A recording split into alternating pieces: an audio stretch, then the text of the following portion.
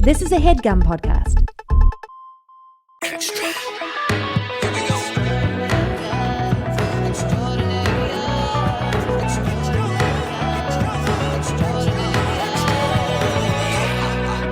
Hey there, welcome to the Extraordinarians. I'm Tony Hale. Hey there, I'm Matt Oberg. And I'm Kristen Schaal. And this is where we interview extraordinary people doing extraordinary things, which we never have or probably never will do. That was great. Great. And this is a podcast where we interview people who have done, and this is a podcast where we interview extraordinary people who have done extraordinary things that we probably never will do. And this is a podcast where we interview extraordinary people who've done extraordinary things that we will probably never do, but you never know. All right, here on Extraordinarians, we got something really exciting for you. We're going to be talking to Janani, and this young lady in her 20s has already been a contestant on season 45 of Survivor. She is won many awards in pun competitions. That's right. And she's a very, very talented musician and a songwriter. We walked away. Well, we didn't walk. We just sat on the couch. But we came away. Our heads walked away. Our heads walked away. We turned off the Zoom with her, and we both just kind of stared at each other in astonishment of what she has accomplished in her 20s. She is so lovely, so sweet. Yeah. And when I was talking to her, it felt like in Pitch Perfect, well, we were talking about this in Pitch Perfect, where they did like riff-offs, they have these pun-offs. And they just are off the top of her head, and it's really fascinating. I mean, a lot of these conversations for Tony do come back to Pitch Perfect, but this one, it made a ton of sense. No, I got to say, Pitch Perfect comes up in every episode, and I apologize. But why not Pitch Perfect 2? No, never. Not I always go to the OG. But if you think a conversation with a pun champion is going to be sort of hacky, it is not that. That was a fear we had going in, but Janani dispelled us of that concern and is actually a fascinating person. I also want to apologize to the pun people out there that the judgment that Matt had going into this was pretty harsh. Well, I apologize to them as well. So stay tuned to watch the transformation of Matt, too. Yeah. After the sting. Maybe you want to untangle your headphones so it looks just more tidy. We got you. We got you. We got your back. The other day, Matt had his headphones on and his bangs were sticking Yeah, it was really out. unfortunate. I kind of didn't want to tell him, but Yeah, we didn't for a while. Yeah. I kind of tried to do it on purpose to make my hair look better. Oh, it didn't but work. it made it look Oh worse. my gosh. Big fail. Well, you didn't tell them. Does that make you a headphony friend? Oh, there it is. now we're talking. Now we're getting to it. Thank you. Wait, Matt, ask your question again. Well, just in case we haven't explained this, we're joined by Janani, and you have many accomplishments that are very impressive. But one of the first things you did that was extraordinary, and I'm doing a great job at this, is I've got some notes. you won a pun championship, and that was news to me. I think to all of us that there was competitive punning. Exactly. So maybe I guess just walk us through how you get bit by the pun bug, and did you have a passion for it and then realize, oh my gosh, there's competitions, or were you like, oh, I heard about this pun competition, I bet I could wrap my head around that? It just sounded like, was it from an early age that just naturally things just started to connect in your mind, the puns? Absolutely. I don't know what it is, but ever since I was a kid, I've been fascinated by language. So when I would read, I would be so interested in why the authors would select certain words as opposed to others. And I became really fixated on how words sounded in conjunction with each other. So I really loved poetry. I actually also really loved rap music, which is to me just hilarious. This 10-year-old, really nerdy Indian kid who's running around being yeah. But that's where the organic love of puns really came, was just from a love of language. And then I became really interested in puns because I was really shy and kind of awkward growing up. I didn't have a lot of friends. But I noticed when I made a pun, everyone in the room had a reaction to it. Either they groaned or they laughed. It just brought everyone together. Yeah, Tony can speak to that experience. I was pretty popular as a kid, but I know Tony struggled. So let's just say I had that equation without the puns. So I was just left feeling isolated and sad. No, that's really, and it just kind of grew and got much more natural as a part of your thinking. Exactly. Wow. I did the morning announcements in high school, and I started doing this thing called Pun Day Monday, and I would just make puns awesome. on on the announcement. People would get annoyed, but it brought the whole school together, and I loved that. And then one of my teachers, because he heard that, gave me a book called The Pun Also Rises, which is a phenomenal book. I recommend everyone read it. Okay. It's written by one of the preeminent experts on puns. Like he's a linguistics expert, and he chronicles the pun throughout history. And he has all of these really interesting statements about why puns are so important to language, why they're so human. And he himself was a multi-pun championships champion. So I read his biography. I became fixated on this. What is a pun competition? And then, in my free time, I started to just run reps of, if I ever got to do a pun competition, what would I say? Then I started doing it regionally in San Francisco. I dragged my, poor parents to the city, and they would drive me, and I would do these competitions. And then, but the funny part was, I always wanted to do the international championships.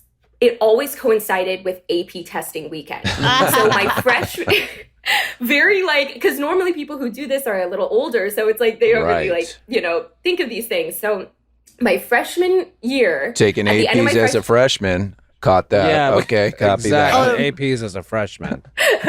Guess who did not do that? The guy without puns and without AP. In the corner with a popsicle. In the corner of the couch.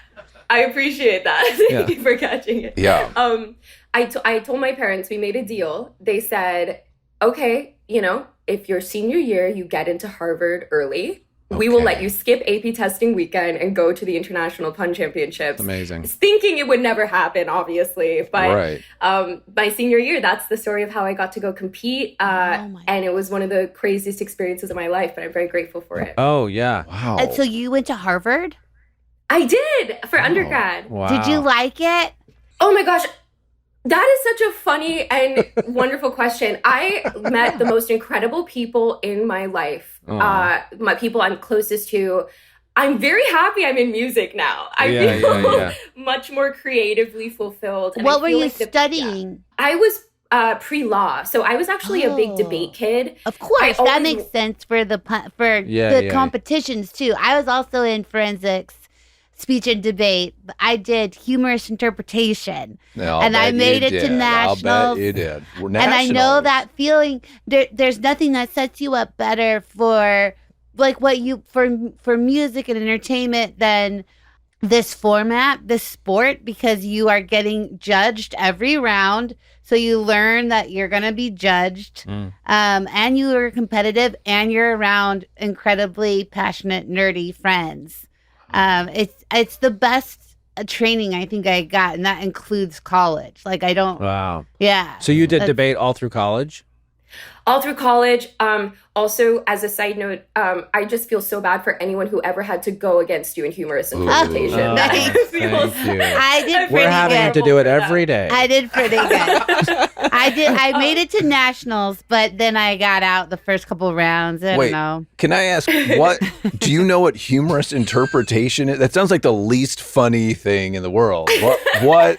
Okay, it is weird. So unlike speech and debate, which is actually or the debate or oratory, there was also, what was that called? There was also one where you would debate, improv debate. I forget. Extemporaneous. Extemporaneous. Did you do Extemporaneous. Kevin? Oh, okay. I did actually, I say debate, but I did something called mock trial, which is basically a fake very cool trial. Understood. Yeah. That's Did you cool. put on like a Southern accent? Ladies and Interpret just real quick for so what I would do is you take a play and a play. Well, now I'm just gonna be forever. No, you take a play and then you take the seagull.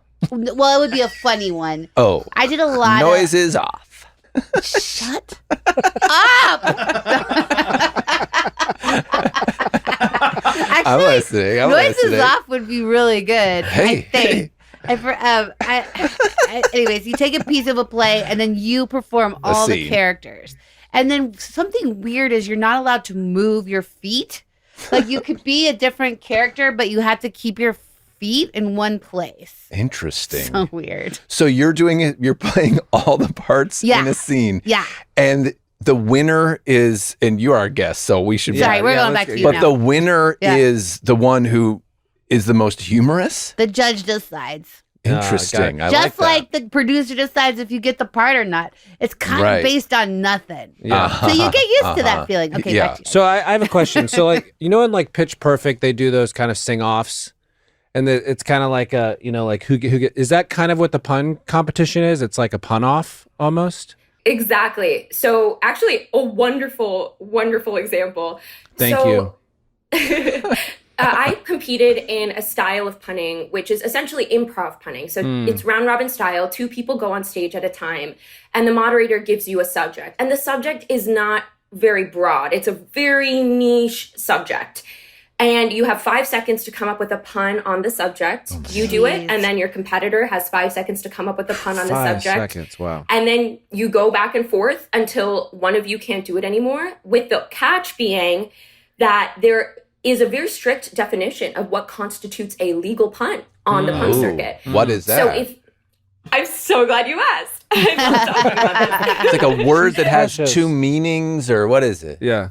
The pure definition is a coincidence of sound. So, for example, if the topic was trains, you technically couldn't say, I've been training for this competition for a long time, because the reason why the word training has that meaning actually dates back to like what a train is. So even though it's the meaning has slightly been shifted, etymologically, it comes from the same root. However, you could say, I am attracted to people who make puns. Love that. Because there is no reason why that works. It's a pure coincidence.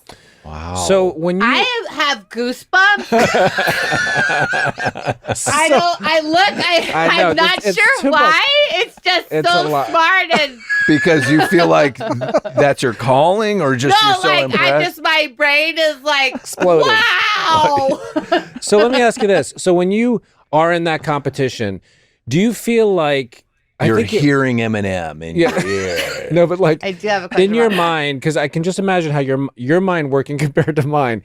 Does it go into kind of a matrix place where all of a sudden you start to see options very quickly, and it's like train, okay, what's in a train? There's tracks, there's wheels, and all of a sudden you're just like picking it out of the matrix kind of a thing? Exactly. I always say competitive punning in the style that I do it. It's at its root, it's a vocabulary competition, because once you're at that level, you can come up with puns on things, right? Like you've trained for that. Mm-hmm. But let's say that the topic is, I literally vividly remember when I was competing, the topic for a round right before I went up was tobacco. I was 17. Yeah. I knew nothing about tobacco. So if I had gone up, even if I was good at making puns, you would have got smoked. I would have gone, Hey, Maddie, up top again. Fire. There you go. Oh my gosh. But no, it's like exactly. The first thing you do is how many words can I come up with in 20 seconds, right? Oh. And then you also have, I think the best punners have this really interesting ability to listen to what's happening and then like at the same time start formulating ideas in their head, because you have to listen to what your competitor is saying. Yeah. Because once a word has been used, you can't use that word. I can't totally zone out. I have to pay attention enough to, keep a mental tally. Okay, he said this, he said this, he said this, while also coming up with puns while, he's talking. So how have those skills, I mean, like we're ashamed of it, but we did a lot of improv together. But where'd that get us? I know. But those skills of listening and keeping a thought in your head, like, have they helped you in your wider life of like that sort of skill set, do you think? Absolutely. I always think about my time doing puns when I'm writing, because I think that there's this level of discipline and dedication to craft that I noticed with the people that I was competing alongside, that I was meeting. let's say like out of an improv context, they're coming up with a punchline, to a joke. They are thinking about every single word that goes into that punchline. It's the perfect turn of phrase, and they don't stop until it's just right, until the words fit in the just right way. So as a songwriter, that's a really useful skill, because people, I think, often don't realize this about songwriting. You have to be very economical with your words. There are only so many words you can put into a song. And a line has to have a certain amount of syllables. It has to rhyme a certain way. So there are all these constraints that you're working with. And I think really, really good songwriters, I'm a huge, for example, Taylor Swift fan. Like, they're able to I don't use... know her. My daughter is you and my daughter should hang out. She loves Taylor Swift and knows everything about her. You guys should have like a Matt's competition. daughter saw her last concert in Vancouver. Yeah. Okay. Was it amazing? Apparently, yeah. You didn't go. No, Sorry, keep going. So you're a huge Taylor Swift fan. I think she is just a genius when it comes to stringing together words in a way that both, gets the point across and then also sounds good and is catchy and gets stuck in your head. And it's not directly puns, but it's influenced by the same love of language and getting the language right. So absolutely, that level of discipline is something that I really try to take. Would you say that just like improv, you can't let the editor in you take hold? Because it sounds like during the competition, I would think of something like, I would immediately judge it. I would immediately think that's not going to work. But I think it takes so much discipline and kind of an organic sense to be like, I'm not going to let the editor have a voice for now, which is tough for me. So intuitive. Literally the tagline of the competition is, and I'm butchering it a little bit, but it doesn't have to be good. It has to be a pun. Because in that style, you have 5 seconds. You just have to come up with whatever you can think of that constitutes a pun. Because these competitions, they go on, you would not believe how long they go. When I started watching them before I started competing, 20 minutes of people going back and forth every 5 seconds. How many puns is that? Right? You have 5 seconds on the clock for a pun. You have 5 seconds. So in your championship round, what was the topic? I'm sure you remember, but yeah. Do you? Oh my gosh. Yes. So I actually technically, I always say I'm the youngest award winner in history because I was not the last man standing when I competed, but I won an award after the fact, which was basically a panel of people deciding who made the best puns in the competition. I see. And I remember asking people like, which one did it for you? You know what I mean? Yeah. What pun is the one that you heard? And the topic was death in literature. Insane topic. Insane. And I said, I stabbed someone with a pair of sewing needles because it's the Ernest Hemingway. Come on. Wow, that's multiple levels. Yes. I love puns like that, where there's no waste, right? Like every word works together like that. Yeah. Oof, good. And then the topic of my final round was hair, but you couldn't do like hair products. It only could be hairstyles and like the elements of hair. So strand, keratin, stuff like that. Wow. Is there a pun community that you stay in touch with? Like, is there like conventions and things? Conventions? I love that. Conventions! That would be great. Come on. Gifted. Oh my gosh. There are people I definitely stay in touch with. There's one person who's really, truly a legend on the pun circuit. I'm going to shout him out because he showed me a lot of love and welcomes me with open arms at the competition. His name is Jerzy Gwiadowski. Like, there are just legends in the community that I can't believe that I get to know. Oh, that's cool. You know what I mean? Yeah. Exactly. And John Pollock, who wrote that book, I actually, very full circle, in college, I got to interview him for a magazine, and it was a very special moment. And at the end of the interview, he was like, "You know that I know who you are, right?" And I was like, "Whoa, wow. That's cool. That's crazy." Now, this unbelievable skill, how did it play on Survivor? Did you ever just pull out the pun selections, or just to kind of like pass the time? Always. In fact, Jeff himself, if you watch this is Survivor, Jeff Probst. Incredible Jeff Probst. Oh yeah, we're on a first name. Okay, got it. Jeffrey. But I truly can't say enough positive things about Jeff. Like, he is speaking of people who are dedicated to their craft, like one of the most inspiring people who just care so deeply about what he's creating. And I remember when we were, going through casting, he found out about this pun thing and he was like, I need to know more about it. And I would make Survivor puns in casting kind of off the cuff. So good. And he was like, you need to make these, like if you get cast, like you need to be making these on the show. And there was this running joke that I had with my tribe that, every time I would make a pun, they would like rate it out of 10. Oh, nice. Immediate. Nice. It was amazing. Yeah. And I think it did help me keep, from going crazy because I have this habit of just sitting and then making puns on things that I see. It keeps me like in the practice of it, and it helped a lot. Oh, I bet. Is it something that you sometimes want to turn off, but that is always going?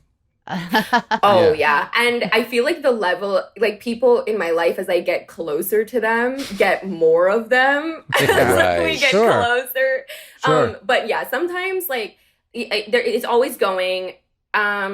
But sometimes I'm just like, please. I don't need to be thinking of this right now. So like pun master, survivor, and musician. Recording artist. Yeah, you have recording such artist. a beautiful voice. I know we heard a little lick of your voice, which sounded amazing. Yeah. So how's that going? Like what's the we read that you've released 3 This is songs, and then there's a musical, Exile. It sounds like Oh. or no, not. It's not called Exile. Exile. Is it? Epic! Oh my Epic. gosh! Sorry, We Epic. prefer Exile. Wonderful. Exile. All my Well, friends you do write that one next. Also, Coincidence of Sound is a great title That for is a good something. sound. Coincidence? I'm working right now, very funnily, on a pun-inspired musical. Speaking of musicals and puns. Nice. I'm really stoked about that. But oh my gosh, music is my one greatest joy in life. I always knew from a young age, So I grew up, I was always obsessed with songwriting. And I think it's not too much, it's not too far removed from my love of language, my love of punning. Yeah. I was a secret songwriter because I just felt like no one in my life would see me the way that, a songwriter is seen, as creative. I think I had this stereotype that I felt like attached to growing up of like, which is also me, right? Like the nerd, super academic, debate kid. And so I just felt like songwriting was this private thing that I was too scared to show anyone until about 4 years ago. I posted a TikTok of a song that I had written inspired by Greek mythology. As a side note. Oh my gosh. Which I saw you're wearing it. Oh, yeah, your laurels. And also, I'm so excited to see you next season in the Percy Jackson series. Are you a fan? Oh my God, me too. Such a fan. I just got goosebumps. I'm such a fan. Oh, super candidly, I freaked out when I saw that casting announcement because I love you and love your work, and I was like, yes, I can't wait to see it. Thank you. I got 2 days on that set, and it was like meeting Percy Jackson. I was like, such a fan. Are you allowed to say what you're playing?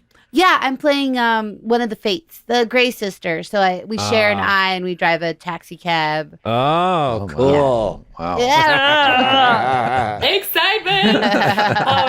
I love that you love Greek mythology too, because this, so the first song that I had actually written that had a little bit of traction online was inspired by Greek mythology.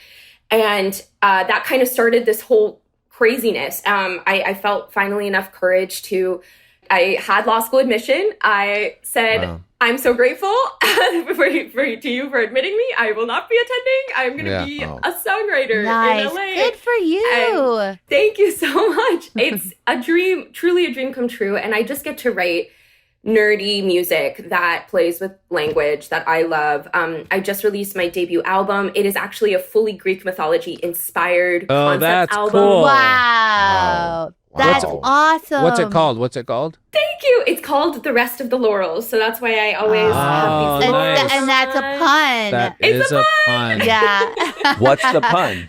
The to rest on of the your laurels. Resting on your laurels. The rest of I the apologize. Thank we have you. to always fill Matt in about these things. No. Not at all. Are you a fan of Lin-Manuel Miranda by chance?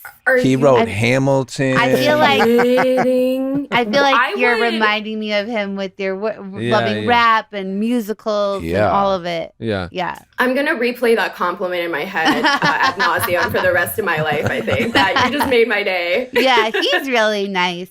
But there's something also I'm so proud of you for choosing your passion over, law school. Because that's a really brave thing to do. And I think it also separates the people who make art from the people who don't. It's almost like you have to be sort of a little bit, I want to say, stupid to be an artist. Like you have to pick the road less and a risk chosen. taker. A risk taker. And so... Because for you, you're someone who had an option, Yeah. I think for a lot of people, like, I better figure this out because I'm not good at anything else. But you're good at everything. You had a choice and you chose this path. It's really inspiring. It means a lot to hear that, truly, because it was a really difficult choice. But I think what really kept me going, and I'm just so grateful that I get to do this. I know it sounds like something people just say, but I truly wake up every morning and I'm like, I cannot believe this is my life. This is everything my inner child would have dreamed of. I get to write songs about Greek mythology for a living. Is this a joke? But then I also think about so I'm a really, really proud South Asian American. I'm a second generation immigrant. And I will be, and I don't want to speak for people from this culture, right? Everybody's circumstances and stories are different, but I can speak for the culture. That's fine. Matt will personally thank you, Matt. Leave that to me. Having that Goodness, we're so thankful for you. No, sorry. Keep going. But I definitely felt this pressure growing up from my community to follow a certain path, and it comes from a really good place, right? It's just, my parents were immigrants. They came from a very poor part of India. They wanted me to be set up financially for the rest of my life. In their minds, right, I got accepted to Harvard. I got accepted to, Harvard Law School. I had a scholarship. Like, who in their right mind would not take that path, especially with the upbringing that they had? Right. And so with love, I get that perspective to a T. However, I get these DMs now from so many young Desi girls. When I go to my shows, there are these Desi girls in the front row. They've brought their parents. They're singing along to every word. Yeah. And then they tell me things like, wow, seeing you do this has made me feel like I can pursue my dreams and passions and live my most authentic life. And I'm sorry, it literally makes me emotional to talk about, but that's really at the core of this. What I try to remember that all the time, and how lucky I am to be doing this, and how important it is to give back. Sure, yeah. Because we all know the artist life is not the easiest life. So having that, it's been pretty easy for me. Yeah, Matt's had a real walk in the park. I had a tough time when I was trying to do comedy, where I remember thinking a lot like you, where I was like, I want to go to bed. This is so hard. I'm not getting work. I'm struggling. I want to go to bed and I want to wake up wanting to be anything else. Let me just open up my eyes and go to be a botanist or anything 9 to 5, because this is awful and I'm not going to make it. And then I would go to bed and I would open my eyes and I'd still want to do comedy. And it sounds like that's you too. You open your eyes, and even though you have an option to do law school, you want to do art. Yeah, and good for you. Good for you for honoring that kid. Yeah. I thought talking to you would involve a lot more puns. I was and nervous less about that. inspiring. I know. I'm changing my life after this. Yeah. I'm glad it went the way it did, though. I did have a pun phrase that I would love to give you guys before we close. Yes. Okay. Can't wait. Here we go. What the Hale? Shall we close on things that matter? Wow. Yeah. First of all, that's the log line of our podcast right now. Well, thank you so much. You are just a delight. I'm so glad you're part of the art world. I'm so glad Welcome. you're here. We need you. Yes. If people want to learn more about you and your work, where do they find you? Yeah. Oh my gosh, thank you so much. I'm on all social media platforms, Janani K, and then my website is jananikja.com. And yeah, I want to say I'm so incredibly grateful. I know it's not super professional to fangirl, but I really did scream when I found out about this. You guys have influenced me and my artistry so much, the projects you've been a part of and what you stand for. And I truly am a fan of all of you. So this is that's wonderful. so nice. So nice. Thank you. Well, thank you. You're the best, and we wish you the best. Thank you so much for your time. And thank you guys so much. Ooh. Ooh. I mean, first of all, great job, guys. Great job. I think we were the best part of that conversation. She's such a stunning young woman. She's stunning and just like so special. Full package. I mean, really amazing to listen to her. Yeah. To have that sort of perspective on yourself and the choices you're making. When you hear that someone is like a pun champion, my mind goes to a sort of hacky, sweaty place, you know, but she's much more thoughtful than I anticipated, which is my problem. I think I got the chills because I didn't know that puns could be so like intellectual, you know, like the way you're like a beautiful mind or something up there with them. While talking to her, I wish I did not have the editor I have. Like, I think you guys are both really good improvers. Yeah, but it's that that's true. But it's that sense of she has already at her age a freedom to thought. Yes. Like she's not putting up a blockade. That's interesting. But I think at that age, I was constantly putting up blockades. Like, we're not going to work. Don't do that. Don't do it. And it's like, you got to allow yourself that freedom. Yeah. I thought it was interesting that Kristen would go to bed hoping to wake up with any other job, and that the one career path she could reach for was botanist. I was just saying, what's safest, especially when you're like being told no by people all the time. I was like, what's not going to tell me no? A plant. Oh, I see. I wonder if it's easy to get a job if you get a degree in botany. I mean, what's that world like? I don't know. Like when people say, "Oh, it's such a showbiz, such a competitive industry," I'm like, I'm pretty sure every industry is very competitive. Also, when my other friends who are not in the business go, "Oh, I don't know how I can do it. I have to know what my next job is, or I have to know where I'm going to be." And there's a part of me that wants to say, "You really don't." Right. Like, you really don't know that you're going to be working your job next year or even tomorrow. Them? I don't know, man. I've seen everybody keep their jobs for 40 years. But then surprises happen in life. You never know. I've seen that happen too. I mean, clearly we're not living the same life. There's a lot of surprises in my life. And he's going to take a sip.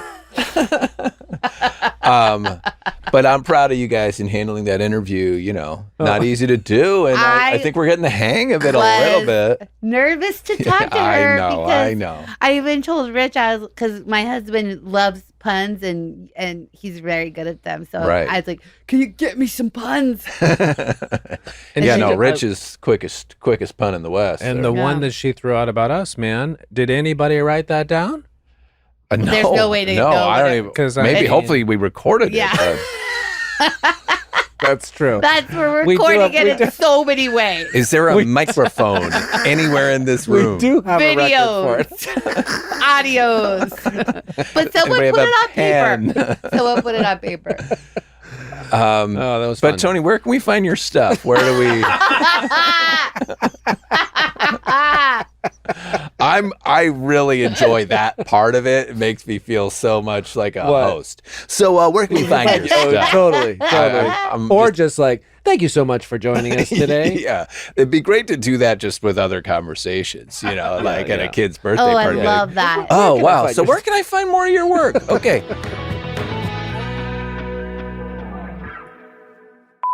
Hiya, I'm Caleb from Ottawa, Canada, and I'd like to nominate my sister for the world's best scrambled eggs.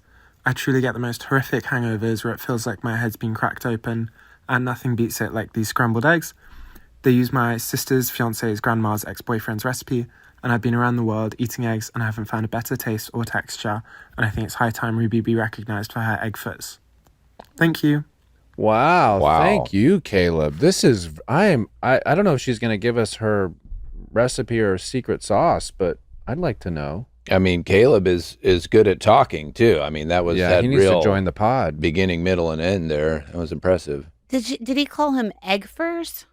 He said, "Salute her Eggforts." So he tossed in a pun at the end. Yeah, Eggforts. What is Really that? I got don't you. get that. Eggforts. Well, instead of efforts, efforts. the pun would be Eggforts. Wow. Yeah. Good job, Caleb. Yeah. That's nice. They seem like they have a sweet relationship too. I'm a little worried about Caleb's drinking. Yeah. He's been around the world trying eggs to cure these hangovers. Yeah. Yeah. Oh, that's a good point. Maybe switch to gummies. Yeah. Yeah. But hey, I love eggs. What about you guys? You know what? I'm glad you asked. I love eggs. You had Yeah. you had eggs this morning. You can do a lot of different things with eggs. Name one. Scramble. So we watched Name one. we watched the Super Bowl recently. We all watched it together. We watched it together. Just like Smartless, we're all best friends. Yeah, bye. Ugh, And- how jealous you get when they're like, everybody hanging out on Fun Day Sunday. Yeah. No, we're not invited. So Fox brought, it used to be in years past, what came on after the Super Bowl was a big deal. And what Fox had was, I believe it's called The Floor. We watched some of that together. It's yeah. a game show. Had you left by then? Yeah. So The Floor came on after the Super Bowl. The Floor is a game show with Yeah. a floor, but the game itself is they show pictures of things and you have to say out loud what it's a picture of. Yeah. So we watched people, and it was like the category was groceries, Okay. and it would No be like pets. well, the category prior to that was groceries, Oh. and they showed a picture of a can of corn, and the contestant goes corn, and they're like yes, and then. Yeah. And then the next one was like pets. I'm laughing too hard at this, but they'd be like cat, dog. It was No lie. That was the entire Wait, show. well, okay, so if they got it wrong and said beans, would the floor drop from under them? no. It was There's- very difficult to understand how the floor worked. It was What did the floor do? So we don't know the what floor lights up. There's a lot of people on the floor. You'd have to ask Rob Lowe, but He's he the might host. not know himself. I but- would give anything to host any game show. Well, you're hosting a podcast, so I that's- you're got getting and I gave.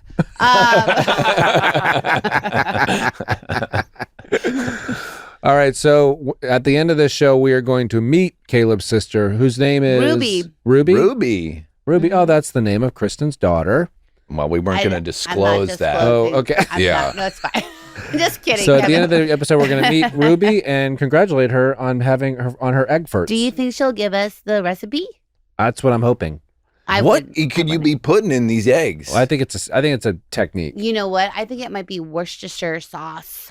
Really? People don't use that enough. I know. Can I tell you how Rich makes his scrambled eggs? You can for try. me? Rich is her darling husband. Oh, he's my husband, and Not darling, and clearly. Tony was at my house. She cut out the darling when you said darling. Well, I don't. Well, that what, term "darling" isn't something I used for anyone. Got it. It's kind of He's like her my sweet, sweet darling man. cat. Like, oh, it's so darling. Like, that doesn't describe an action. Darling things don't do anything. Damn. Okay. Fine. Okay, so All get right. your darling blank off the shelf Okay. and start using her. Okay, so basically, Who's her? I don't know why I got so mad. Okay. What's in these eggs here? Well, so And I wish you had a plate of them in front of you right I now. know, But I know. I said I'm hangry. Yeah. They're making us record these podcasts. no one's Ah! making you do anything. Non-stop. Wait, so It's been 2 hours. how is Rich? So how he does takes he takes the eggs Yeah. and he That's and he step one. takes like 3 of them normal, crack in the bowl. Uh-huh. Then Okay. he takes the 4th one and he very carefully only puts the yolk in without the egg white so Wow. that the eggs will be extra yellow when they're scrambled. Wow. Oh, that's Or nice. extra orange these days. You I- guys with I me? always- Those yolks getting too orange for No, you? no. When I was working up in Canada, the best There we go. dairy in the world, Eggs the are. best ice cream, and they had these natural eggs that were like golden orange colored. And when you crack it and it's a golden orange, you're like, oh, this is how nature should be. When you crack an egg and it's a pale white, barely yellow, like no pigment could get through because it was attached to a machine. I'm hearing they're feeding those orange yolk eggs marigolds, and that's what's making them orange. Are you? That's what I'm hearing. Are you serious? That's what I'm Who's hearing. saying that? Where did you get your source? Probably the big yellow yolk marigold lobby. Yeah. I have no problem with the marigold fed chicken. I guess that's true. Let them eat flowers. Wait, hold on. Are you serious? Is that a joke? No, I've heard that. So it's not like these chickens are like having a better life. They're just eating orange shit, and that's what makes the yolks orange. But folks, that's not why you tuned in. They just turned the podcast off. Yeah, I'm sorry. All right, so are we going to talk now to... Let's do it. Oh, are they there? Hello. Hello? Hello. Hi, Ruby. Hi, Ruby. You're talking to Tony Hale. Matt Oberg. Kristen Schaal. And we've got some great news for you. Tony's going to talk you through this. Okay, so your brother Caleb has nominated you as the world's best scrambled egg maker. Yeah. So I guess the news isn't great. It's good, but congratulations. I think it's pretty great. And we're he said that, I mean, according to Caleb, he has been around the world and had a lot of hangovers and had a lot of eggs.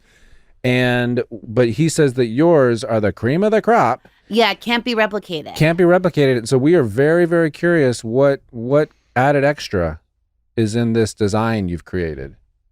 It's all about the low and slow method. You can't go wrong. The low and slow. You got to cook them at the lowest temperature possible for the longest amount of time. Gets them so creamy. I see. So your brother's going around the world eating burnt eggs. Fast burnt eggs. Yeah, that's a problem. Is it a scramble, Ruby, that you're making? Yeah, it's honestly, guys, it's scrambled eggs. Yeah. I cook up some toast. He hates butter, so he doesn't get any of that. Kristen is very offended by that, by the way. I am too. Kristen had a reaction in her face. No, that he doesn't like butter. I'm worried about Caleb. In his drink. You should be. It's actually crazy. He'll eat just dry toast. Yeah, that's a problem. Gnarly. So you're telling us that you don't put anything extra in these eggs. It's all technique, which really says a lot about your technique. I think the extra she puts in the eggs is love. Is love. Wow. What about salt? Yeah, I put some salt. Okay. All right. Truth's coming out. I was late to the scrambled egg game, and I didn't really know how to make them, so I started trying putting all these different, like, paprika and stuff in them, and they were just turning out watery and bad, and so I said, maybe I just keep it simple, low and slow. Low and slow. I think, this is an obvious gift, because right off the bat, you found it. Well, so, Ruby, how many eggs are you cooking and for how long? Like, when you say slow, so what what time 5 frame? minutes? Like, and how low is it? And follow-up question, pepper. I'll do pepper if other people are eating the eggs with me because I want them to think I'm a bit fancier. But if it's just me, I say no to pepper. Yeah.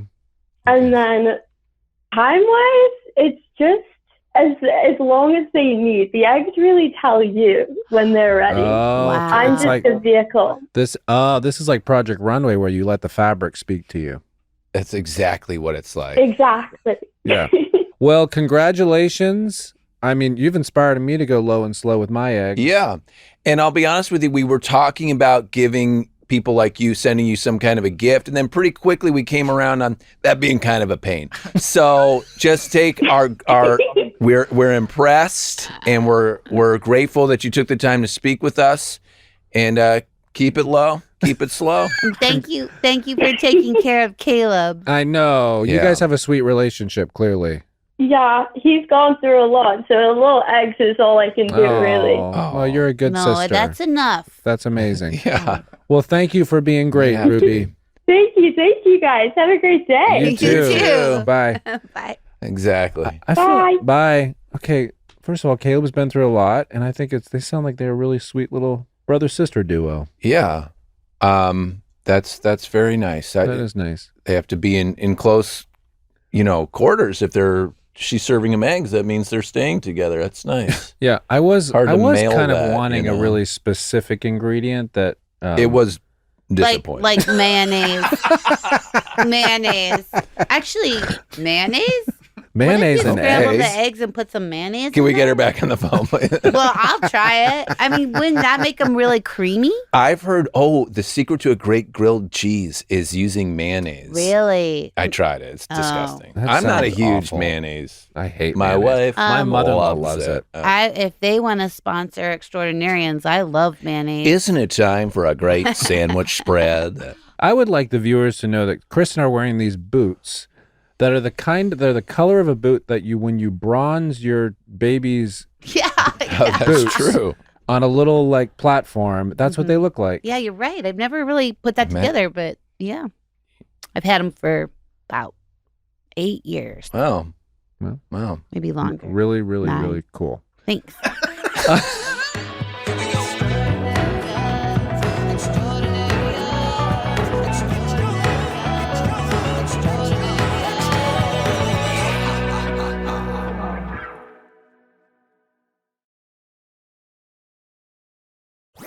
That was a Headgum podcast.